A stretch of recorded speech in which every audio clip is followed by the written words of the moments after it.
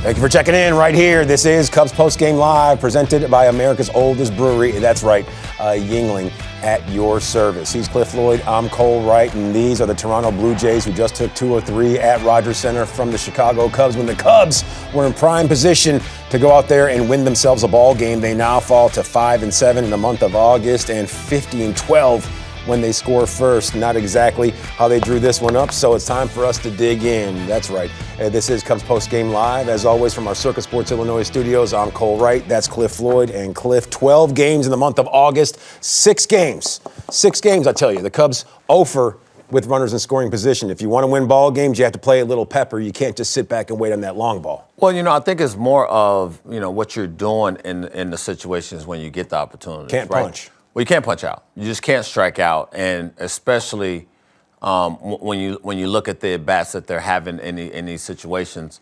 I mean, it's eighth inning, squander opportunities everywhere. From lack of, trying to get it done. But, Brendan Little gave you a chance, right? I mean, it wasn't that pitch right there to Kyle Tucker. It was the first pitch he missed. He fouled it off. It was his only pitch that he's going to get. And, when you look at Carson's at-bat, I mean, he had the same opportunity with a couple fastballs he missed as well. So it's not about the out pitch that's punching these guys out. It's the pitches that's getting to it. We've been talking about the last couple of days.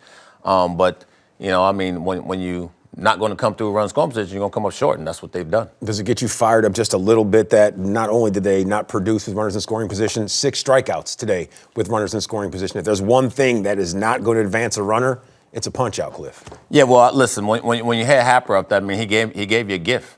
Right, the gift was, getting guys in second and third as opposed to him bunting. So he missed 2 bunt opportunities to get the ball down, and then he struck out. So, he still got himself back into the at bat and swung at a pitch out of the zone. But it's just, when you have the pressure of knowing that these things are happening, knowing that you won a game yesterday and you have a chance today, and you fought for a chance to win this series and come back home against the Pirates and kind of feel good about yourself. They was staring at you right in the face.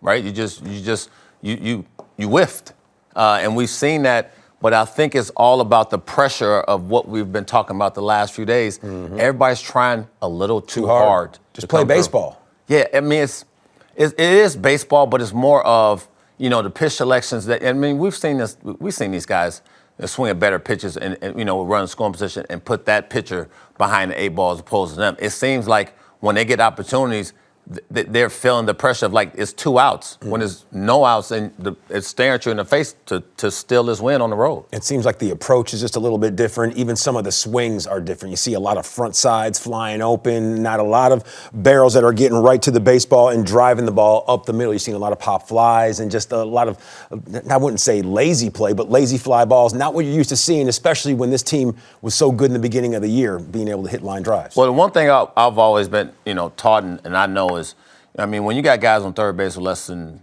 2 outs, 250 feet. That's all you need. You need a ball in the air, 250 feet. I mean, defense is going to, move in when you have, when you get to 2 strikes. Then the manager's trying to play with your mind a little bit as far as you in the box, and you kind of looking around and seeing what's going on as far as defensive shifting and moving around. But the most important thing is putting the ball in play early in the count to put that A swing.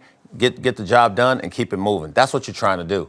But you have the hard. This is not Owen Casey up there. These are your veteran guys. If they're not going to get it done, it's going to be tough for you to win. Okay. Well, hopefully you're going to see these guys when they come back home versus Pittsburgh and a 5-game set with Milwaukee. Hopefully they will get it done. Someone who got it done today, Matthew Boyd. Once again, 7 innings, 78 pitches, 53 strikes. He made just that one mistake to Vladdy Jr., and that was a mistake that he paid for. Yeah, he made him pay, and it's 0-2. Yeah. Right, so. You even said right before they had bat, why are they not walking him here? We thought about it. Yeah. Well, you're not, we start then, we play manager, and we mess around with certain things. I probably would have, and just put Bo Bichette, ground ball right back to the pitcher. Could have been a double play ball. For a double play ball, right? And when you look at Vlad's stats against lefties, he rakes them. He had 305 against them. So it's not like, the numbers are not staring at you in the face. And this is nothing against, Craig's decision to pitch to him. I just would have felt like, and he had him, right? And I'm thinking about this pitch selection, 0-2. I'm like, no, you've just wasted a couple pitches before, anything, a down and in fastball. That's got to be buried. Change up down. You've thrown your change up down a few times the whole game, which has been phenomenal for you to come back and make a pitch It's not like it's not like the guy was on third base; he was on second. So even if you walk him, fine. But even if you have him 0-2 and you lose him, it's cool.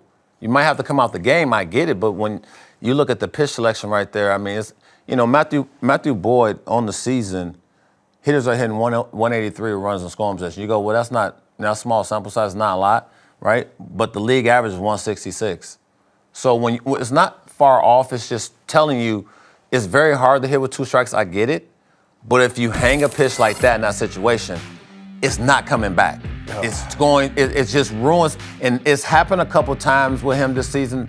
Us sitting here watching it, it's one pitch has literally derailed him from having a phenomenal start. It was a really good start by him, without a by doubt. no means. But when you look at what could have been the outcome for his outing, 79.3 exit velo, and you have to factor that in with the long ball that Vladdy Jr. hit, Cliff. He made every pitch he wanted to. The one thing I've been saying all along was he does not put the ball, center cut. He is always around the plate. He's in and out the zone. He's strike to ball. Pitching. And he's keeping these guys off balance. I said in the pregame, I said, well, he's not trying to strike you out. He had 4 strikeouts through 2 innings. I'm like, well, maybe he is. But when you haven't seen the guy in a while and he's made some adjustments like Matthew Boyd has made this season, the Jays hitters had no chance to that one mistake. It starts with the leadoff walk. How many times does the leadoff walk score?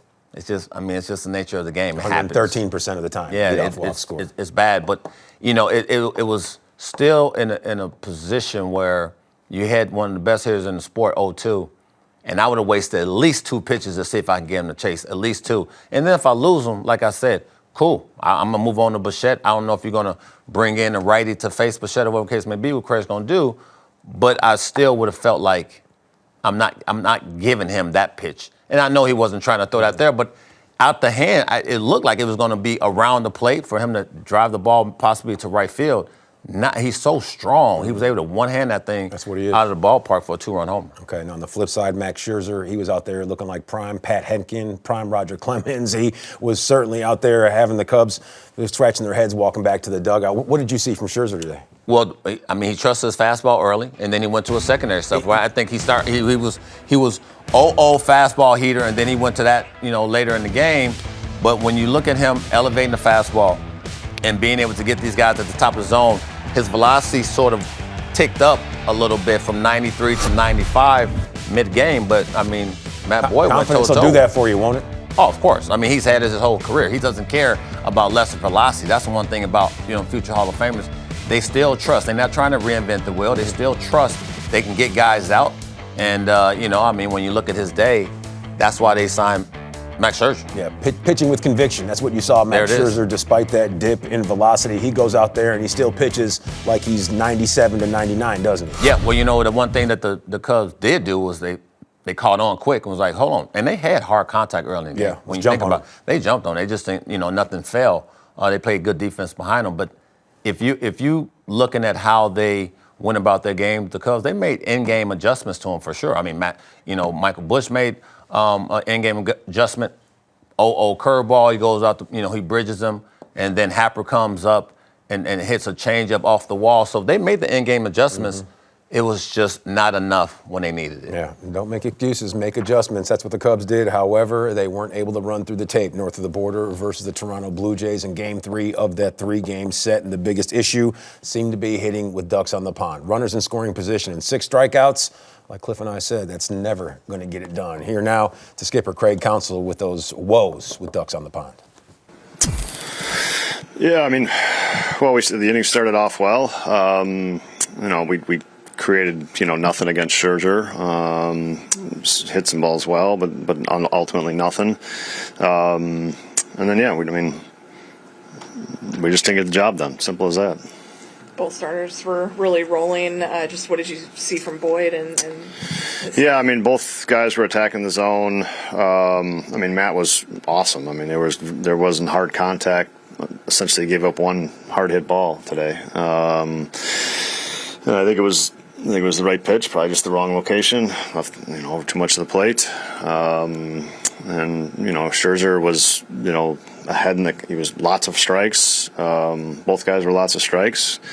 We had a bunch of warning track balls, but just couldn't get any kind of couldn't get an inning going really at all. What you think of Casey?